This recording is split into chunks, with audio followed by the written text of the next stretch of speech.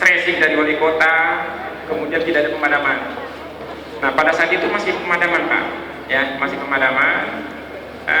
Kebetulan schedule-nya memang kita sewa dengan IDEC. Jadi IDEC punya genset Pak Juanda, dia punya genset itu bisa mensuplai kita 2,5. Schedule-nya memang malamnya itu memang harus hidup. Itulah yang mengurangi sedikit pemadaman. Bukan berarti tidak ada pemadaman, tetap ada pemadaman, tapi jumlahnya tidak banyak dan masuknya pun tidak lama. Kemudian kalau boleh agak langsung Pak, apa yang bisa Bapak lakukan ya dalam konteks PT Pelayanan? Betul. Misalnya tadi ada usulan dari Bunyu misalnya gitu ya, menambah sampai 3 sampai 5 lagi sampai 10. Dan kalau itu yang bisa dilakukan, kita bisa sampaikan ke bapak-bapak yang ada datang dari ESDM saat ini misalnya. Bagaimana Pak? Jadi gini Pak, perlu kami sampaikan lagi bahwa gas yang masuk Citarakan itu disuplainya memang dari bumi. Itu berkisar antara 4 sampai 5. Anggaplah kita 5 berarti kemampuannya sekitar 20 mega. Inilah yang kita manfaatkan. Nah, waktu kunjungan kami dengan Pak Wali dan anggota Dewan, kita bertemu dengan GM Petara IP Bunyu. Mereka sudah punya progres untuk melakukan pengeboran Pak ya, memperbaiki sumur-sumur tua dan juga menambah kompresor. Nah ini tujuannya untuk menambah berkisar antara 1 sampai 3 Pak ya, tapi ini butuh waktu Pak. Berapa lama Pak untuk sampai sana? Ya kalau kemarin progresnya pun 6 sampai 12 bulan Pak Wali Kota ya. Nah tetapi untuk tambahan 1 ya, untuk tambah 1 dia berupaya maksimal lah untuk bisa menambah. Kalau menambah 1 berarti kan bisa memberi suplai ke kita sekitar 4 mega. Jadi tambahan 1 bisa dalam waktu. Nah itu kan posisinya bukan di kami Pak. Ya tapi Bapak kan menyampaikan ke. Ya setelah beliau yang menyampaikan kita. Jadi GM. Ya bukan, setelah beliau menyampaikan ke Pak Wali, ke Pak Anggota DPR. Sampai sekarang belum. Sampai sekarang belum. Ya baru antara 4 sampai 5. Segitu ya, izin saya sebagai moderator. Jadi dari teman-teman dari Bunyu sudah menyatakan bahwa 1 bisa kan kali ini. Ya 1, tapi kan mereka Pak, itu proses ya. Ya. Itu proses. Prosesnya dimulai dari.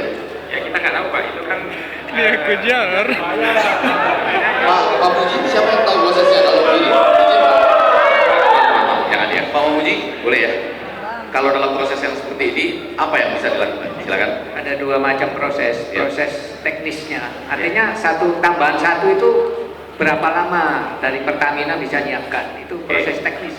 Apakah besar sumur atau membuka pipa, apapun saya nggak tahu. Kalau tadi saya tidak salah tangkap, Pak Wali, kemudian Pak dari Direktur BLN sini dan anggota Dewan, kalau 1 saja sudah bisa, berarti tinggal buka pipa, bukan?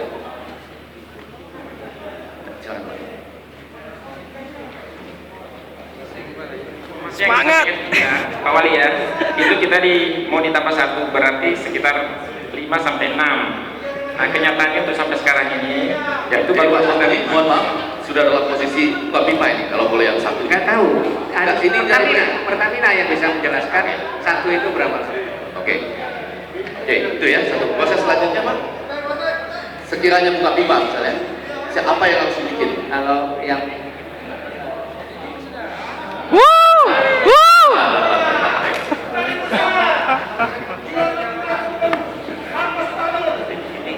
Silakan.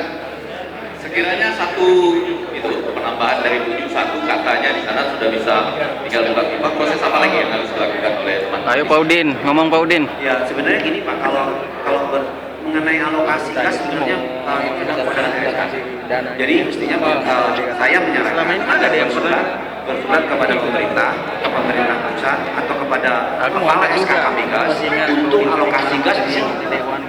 Untuk alokasi gas di sini penambahan karena krisis listrik yang sedang dialami oleh Jangan surat wali kota dengan anggota DPRD.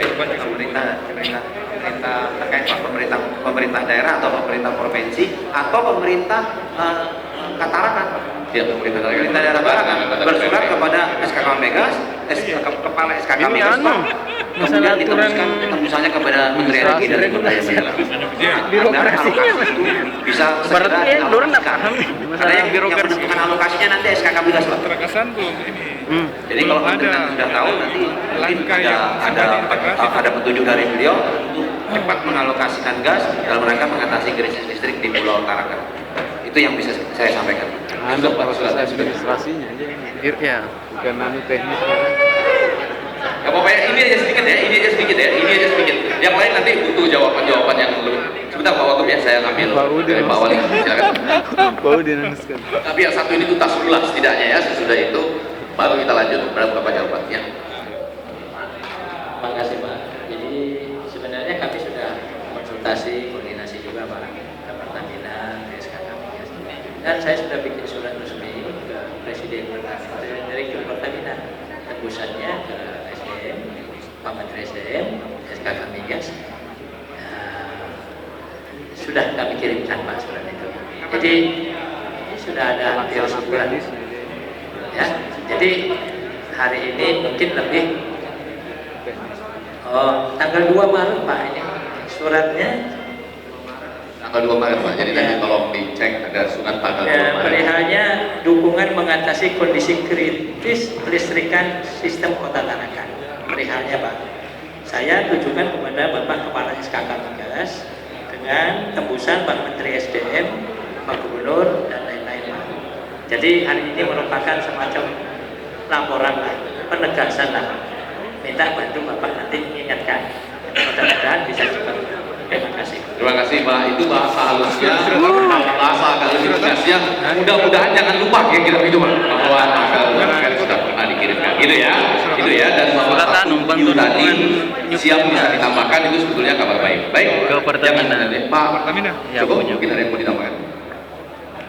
Baik, terima kasih. Saya dari Dukungan administrasi dari PLN. Pemda. Jadi untuk kelistrikan pertama Kaltara, jadi seperti yang kita katakan tadi bahwa harus ada take and give-nya, betul, ada supply dan demand. Tidaklah mungkin ya 200 triliun itu harus dibayar, bukan gratis. Mereka berinvestasi, ini tentu harus dijual.